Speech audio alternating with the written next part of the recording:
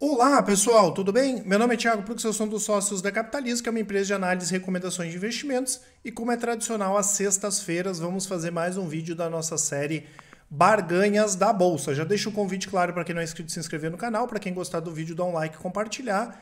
E quero deixar com vocês aqui o cupom que dá 30% de desconto na compra dos nossos produtos. Nós tínhamos uma outra promoção, o pessoal pediu para postergar, infelizmente não dá, mas como tem muita gente que está aproveitando agora essa questão da baixa do mercado, quer reajustar a carteira, né, a gente consegue auxiliar nesse processo, a gente vai deixar até o final de semana aqui esse cupom cliente 30, tá? Eu vou deixar para vocês aqui a nossa lista do Telegram também. E vou responder a pergunta do Roberto, né, que quer saber com a bolsa em queda, ele gostaria de saber empresas baratas de setores estáveis resilientes. Efetivamente, né, pessoal, a gente não sabe quais ações que vão subir ou cair, mas a gente consegue ver, vendo pela característica das empresas, aquelas que têm receita resiliente, que têm lucro resiliente, que geram caixa e pagam bons dividendos, e a gente separou algumas empresas aqui para passar para vocês. Eu quero só avisar que depois aqui da apresentação eu vou comentar sobre as nossas carteiras de longo prazo, aqui os portfólios Thiago Prux, que tem performado bem, são umas das tantas carteiras aí que a gente tem, né, para diferentes perfis, tem subido mesmo esse ano com baixa aí do Ibovespa, né, e também eu comentar um pouquinho aqui sobre as nossas estratégias de médio prazo, inclusive o rastreador de tendências, que também está performando bem, mesmo com toda a volatilidade aí do mercado. No final do vídeo eu volto para falar sobre essas estratégias, tá? Então, o pessoal da análise aqui separou essas empresas, né? Telefônica, Itaúsa, o Banco Mercantil, Sanepar, Transmissão Paulista, e aqui o Pão de Açúcar, para dar uma apimentada na carteira lá do Roberto, vamos dizer assim. Começando aqui com Telefônica, né, pessoal? Ela está com um PL um pouco mais elevado, ainda em função de efeitos negativos da crise. É uma boa pagadora de dividendos, né? O yield hoje está na casa aí de 7,5%, opera próximo do valor patrimonial, é um setor consolidado, estável, né? E está no rol aí das empresas que nunca tiveram prejuízo à Telefônica. Eles devem ter uma expansão bastante acelerada aí na parte de ultra banda larga, né? De fibra, onde eles são líderes, eles têm 20% de market share, tem essa questão aí do 5G, e eles têm a liderança em telecom, né? A maior base de acessos do setor, aí tem quase 100 milhões de acessos, lembrando que a Telefônica deve ficar com uma parte aí dos ativos da Oi, né? Caso o CAD aprove o negócio. Então é um setor estável, né? Tem concorrência, mas não existe aquela canibalização, né, entre as empresas aí do segmento. Então, TIM também dá grana, né? Claro, a mesma coisa, só Claro não tem ações aqui. É uma forte geradora de caixa. Nos últimos 10 anos, em média, eles têm pago 98% do lucro líquido, é o payout da empresa. E, além disso, o yield dos últimos 10 anos está na casa de 7,2%.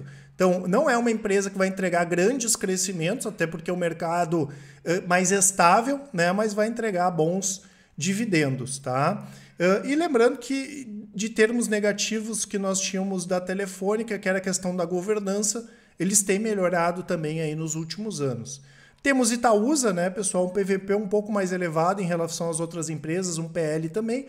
O PL está um pouco prejudicado aqui em função dos resultados mais fracos de Itaú, mas em condições normais aí a gente poderia cortar quase pela metade aqui esse PL, fazendo uma projeção de lucro um pouco mais otimistas aí para o Itaú, que acaba impactando também em Itaúsa, né? Lembrando que Itaú é o melhor banco do Brasil, né? E nada melhor que o melhor banco do Brasil para atravessar períodos de crise, e lembrando que os bancos vão cada vez pagar mais dividendos, tá? Isso acaba respingando aqui em Itaúsa, tá? Além disso, Itaúsa tem outras empresas boas geradoras de caixa, mesmo com uma participação menor na carteira, como o caso da NTS, de transporte de gás, a própria Egea, né, de saneamento, e também a Copagaz. Então é para trazer um pouco de qualidade ou bastante qualidade aí para a carteira.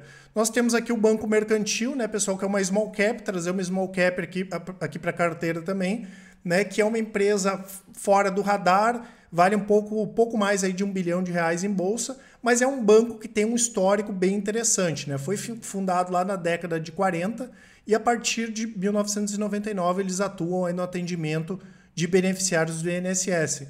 Inclusive, né, o Banco Mercantil é instituição referência no Brasil no pagamento de benefícios do INSS. Eles venceram em 2010 o primeiro leilão do INSS, e eles atendem, né, os beneficiários lá de Minas Gerais e também do interior de São Paulo. Então eles vendem para esses beneficiários produtos como investimento, crédito, corretagem, câmbio e assim por diante. Então tem uma estabilidade boa também, já que eles têm o público deles lá garantido para trabalhar. Vem melhorando em termos de governança, daqui a um pouco melhora também em termos de liquidez das ações. É um bom pagador de dividendos, um yield aí na casa de 6 a 8% nos últimos anos.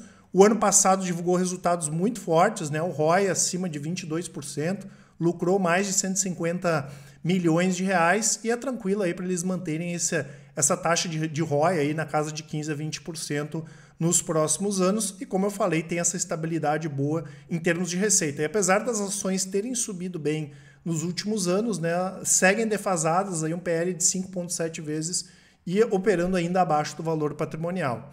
Temos a Sanepar, né, pessoal? A gente já comentou algumas vezes a nossa preferência pelo setor elétrico quando a gente fala de utilidades públicas, mas é inegável, né, que o setor de saneamento ele é muito previsível e perene. Claro que a crise agora acabou pegando alguns setores previsíveis e perenes, como é o caso do setor de saneamento, o próprio setor de shopping centers, né, que historicamente tem a menor vacância, tem uma baixa inadimplência, foi afetado bastante aí pela crise, como foi o caso da Sanepar. Teve a questão das tarifas que não foram aumentadas, enfim, crise hídrica, a gente sabe dessas questões, e isso, claro, acabou ajudando, né, com que o mercado batesse aí nas ações, e as ações ficaram bastante defasadas, um PL aí de 5 vezes, operando bem abaixo do valor patrimonial. E sempre tem aquela questão, né, mesmo a Sanepar mal, né, dá lucro pra caramba, a ROI acima de 15%, margens acima de 20% também, e também é uma boa pagadora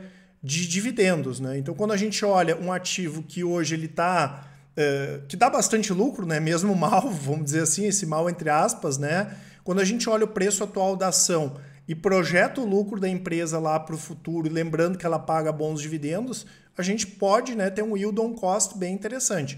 Né? O yield on cost é o quanto a gente vai receber de dividendos em relação ao preço que a gente pagou pelas ações. Então, mesmo que demore um pouquinho para aumentar esse lucro aqui, o preço hoje, claro, como eu falei, da Sanepar está bem atrativo. Temos a Transmissão Paulista, né, pessoal? Até em termos de ativo, o pessoal da análise prefere a Taesa do que a Transmissão Paulista, mas é barganhas da Bolsa, né? E em termos comparativos, a Transmissão Paulista hoje é mais barata do que a Taesa.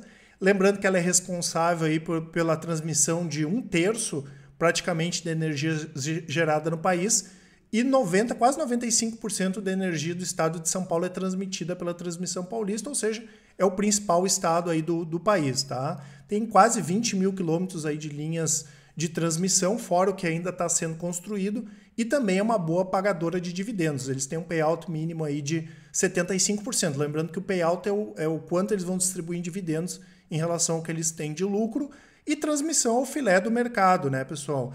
E aqui, né, a gente não tomaria o risco aí das geradoras hidrelétricas, por exemplo, e é outra empresa que nunca deu prejuízo. E se vocês olharem o gráfico da Transmissão Paulista de longo prazo, vocês vão ver que tem uma baixíssima volatilidade. Não é que nem uma empresa de varejo, que é aquela pancada para cima, aquela pancada para baixo, tem uma estabilidade muito grande. Claro que em alguns momentos pode cair mais, né? Outros momentos pode dar uma subida mais acelerada, mas tem uma estabilidade boa de longo prazo. E como eu comentei, né, pessoal, o Pão de Açúcar aqui também, para dar uma apimentada, né? É uma ação que está bastante barata, opera abaixo do patrimonial, o PL também barato, baixo aí na casa de 3,4 vezes, né? E apesar de trabalhar no varejo, o varejo de supermercado, ele tem uma certa resiliência, né? Tanto que se a gente pegar nos últimos 21 anos, Pão de Açúcar deu prejuízo em 3 desses últimos 21 anos, né? Então mostra a resiliência aí do setor. E hoje é uma empresa que vale pouco mais aí de 7 bilhões de reais, né? Então a gente nem olha muito em relação só essa questão dos múltiplos, né? Mas tem a questão do cassino, né? Que é o controlador, né? E talvez até pelo cassino tá no controle que as ações estão baratas, né? A gente viu como não foi benéfico o cassino quando eles estavam lá no controle da Via Varejo, né?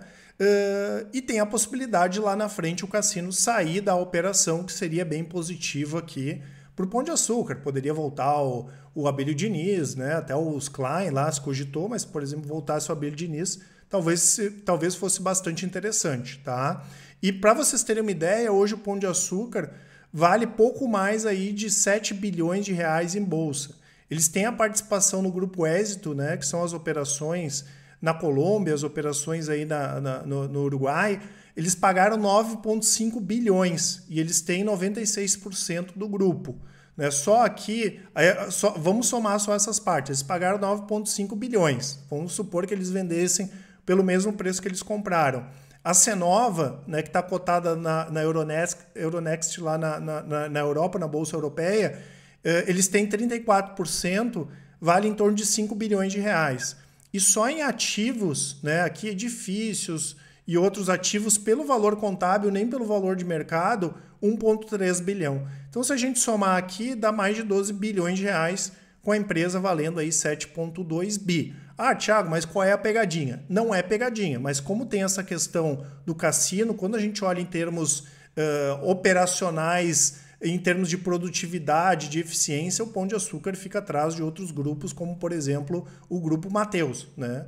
Que tem uma eficiência maior, é bem mais rentável, vamos dizer assim, do que o Pão de Açúcar, porém, né, o Pão de Açúcar é barato, ali poderia fazer parte da carteira de quem quer uma barganha, tendo uma boa margem de segurança, né, e tendo ativos que podem ser vendidos e ter uma valorização da empresa aí ao longo do tempo. Tá certo, pessoal? Esses eram os ativos aqui que eu queria passar para vocês. E já quero comentar um pouquinho aqui sobre os nossos portfólios, né? Nós temos a carteira Thiago Prux aqui de longo prazo, que é uma carteira que mais de 90% dela tem ativos internacionais ou empresas brasileiras que também atuam no mercado internacional. É uma carteira bem diversificada. Esse ano ela está com um retorno aí de quase 30%, né? Mesmo com a baixa do Ibovespa. E tem a carteira alavancada, né, que é a carteira de longo prazo apimentada, com long short e operações com opções. Também está operando bem esse ano, né, está com 33% mesmo com o Ibovespa negativo. E aqui os resultados desde 2017, né, bem acima do Ibovespa, alavancado 463,83 do Ibovespa e 376 de longo prazo, que é uma carteira buy and hold, com 83 do Ibovespa. E temos a nossa estratégia de médio prazo do rastreador, que é a estratégia com timing, né? Que está funcionando muito bem, está bem positiva também esse ano aí a estratégia do rastreador.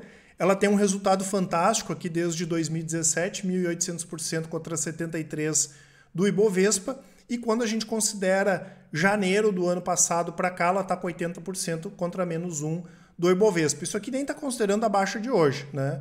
E quando a gente pega momentos aqui como a crise do ano passado, a estratégia quase não sofreu porque ela é com time, né? Então, se o mercado dá uma afundada, aí normalmente a gente recomenda a venda das ações, né? Então, uma estratégia para aquele investidor que não quer ter uma desvalorização muito grande do seu patrimônio. A gente vai tomar stop em algumas operações, sim, mas não vai ver a carteira desvalorizar 30%, 40%, como pode acontecer com um investidor de longo prazo, tá? Lembrando que vocês podem aproveitar o desconto, inclusive, para comprar o nosso produto completo, que tem as carteiras Thiago Prux, tem todas as nossas outras recomendações, fundos imobiliários, ativos internacionais, as outras carteiras de longo prazo, renda fixa, criptoativos e assim por diante, né? E também tem aquela estratégia do rastreador, assim como as outras estratégias que nós temos aí de curto prazo, como opções. A gente ganhou uma grana boa agora com opções, inclusive especulando e também fazendo proteção de carteira, tem o swing trade, milho, boi, enfim. O que não falta aqui são estratégias, né? E claro, o investidor não vai seguir todas, vai escolher aquelas que estão mais de acordo com o perfil dele. Qualquer dúvida aí, vocês podem dar uma ligada, 4003-9127, mandar um e-mail para contato@capitalismo.com.br. Quem preferir, aqui na descrição vai estar o link do WhatsApp, vocês podem mandar um áudio, uma mensagem, que com certeza o pessoal do atendimento vai atender a todos, tá certo? Um grande abraço e ótimos investimentos. Até mais!